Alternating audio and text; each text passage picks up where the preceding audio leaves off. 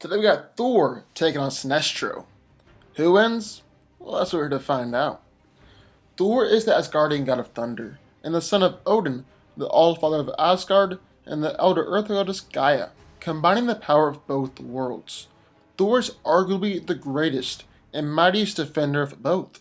Armed with his powerful enchanted Uber-hammer Mjolnir, Thor is the mightiest warrior of Asgard, a founding member of the Avengers, and one of the strongest, most powerful beings on Earth. He is the strongest of the Asgardian gods, and his strength is considered to be incalculable and doesn't really have an upper limit. His strength is comparable to Hulk and Hercules. He can destroy entire planets with the force of his blows, and is literally the Midgard serpent, which was larger and weighed much more than the Earth. Thor is one of the most durable heroes in the Marvel Universe, and has been able to withstand attacks from Hulk, planet-shattering blows, and energy blasts from Celestials and Odin. So yeah, he's pretty durable. Thor is able to go for extended periods of time without food, water, and sleep, and one time fought the Frost Giants for 9 months straight. He's one of the most trained and experienced warriors in the Marvel Universe. He's actually a skilled hand-to-hand fighter, even though he tends to use a brawling technique. He's also a highly skilled weapons expert, with the most notable weapon being Mjolnir. Now, besides the obvious fact that the hammer can be used to hit stuff, and even destroy mountains and planets, Mjolnir has a ton of abilities. Thor can control the weather, even affecting it on a planetary scale, electrical storms, hurricane winds, tornadoes, tidal waves, blizzards, and earthquakes. He's even done some out-of-the-box things too, like when he made it rain fire. While Thor doesn't have the innate ability to fly, if he swings Mjolnir at faster than light speeds, he's then able to fly. Thor can manipulate matter on a vast scale, and he has the ability to transmute elements. He's able to turn intangible and invisible, and Mjolnir is also able to create nearly impenetrable force fields. Thor is able to absorb and project energy blasts with Mjolnir, and he doesn't even have to wait for an opponent to shoot a blast of energy, but he can absorb it directly from their body. One of Thor's most powerful attacks is the God Blast, which killed the Midgard serpent and injured Galactus. He also has the Anti-Force, which is unbelievably powerful, and took out the entire battle of barbarians in one blast. And then in the other corner of Sinestro. Sinestro was one of the greatest Green Lanterns there ever was. But currently, Sinestro has restarted his Fear Lantern Corps in the wake of Forever Evil, Godhead, and events detailing the disappearance of the GL Corps along with his Guardians. Sinestro's yellow ring allows him to manipulate energy through the use of fear, and has many of the same powers as Green Lantern. The ring can construct anything the wearer can imagine out of hard light energy, as long as they acknowledge fear to make it. Now, the greater the fear Sinestro can instill, the more complex and intricate the constructs can be. The ring can also project beams, form protective bubbles and force fields, and just unleash a destructive blast. The ring can turn Sinestro or anything else invisible, phase through walls, manipulate nearby matter, and also plant hypnotic commands or control a person. Sinestro has the ability to fly, and can actually achieve incredible speeds, being able to travel from planet to planet in just a couple of hours. The ring can absorb energy, and it can really absorb a ton of energy, even housing the entirety of Parallax inside his ring and his body. He can also open up wormholes to other dimensions, time travel, although it takes great willpower to do it, and the ring is also a pocket dimension where it can trap opponents.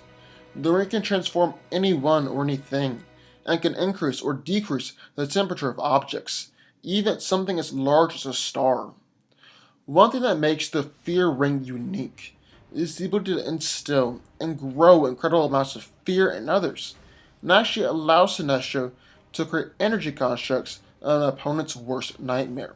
This terrifies the opponent, and only fuels Sinestro even more. So who wins? Well, let's break it down. Now, I believe it's fairly obvious that Thor is physically more powerful than Sinestro. He's got godlike strength and durability, so that's definitely an asset on his side that Sinestro doesn't have. The thing is, Sinestro never claimed to have that. His power comes from the ring and all the versatility that it gives him. And even though Mjolnir gives Thor a lot of versatility too, the ring gives Sinestro even more. And he's a lot better at using that versatility in battle. With the ring, Sinestro can do essentially anything. Create constructs, impenetrable defenses, and incredibly powerful attacks. He's used his ring to fight against Lobo, Kyle Rayner, Hal Jordan, Carol Ferris, and even Ultraman, which is very impressive. However, that's really where Thor's durability and strength comes into play. He's taken lightning blasts from Zeus and blasts from 3 Celestials and just kept on fighting. And no matter how powerful Sinestro is, he's not on Skyfather level, and he definitely doesn't have the same power output as a Celestial. So Thor is more than durable enough to hold up to any energy attack that Sinestro fires his way. And then the God of Thunder is strong enough to destroy any construct, as Superman has smashed through constructs countless times before. It might take him a little while, but with Mjolnir on his side, those constructs are going to break. He's landed strikes of Mjolnir so hard that entire planets have been destroyed, and Lantern Ring constructs have fallen apart from a whole lot less. Now, I don't want to undersell Sinestro here.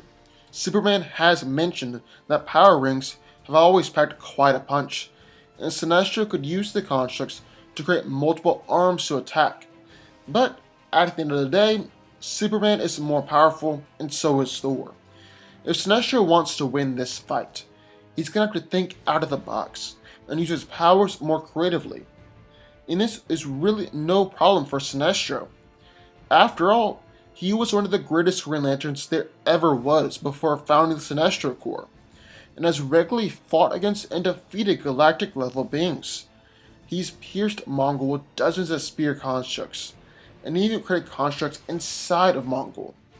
Then he could also think small, like other ring slingers in the past, and target an opponent's eyes, or even the synapses in their brain.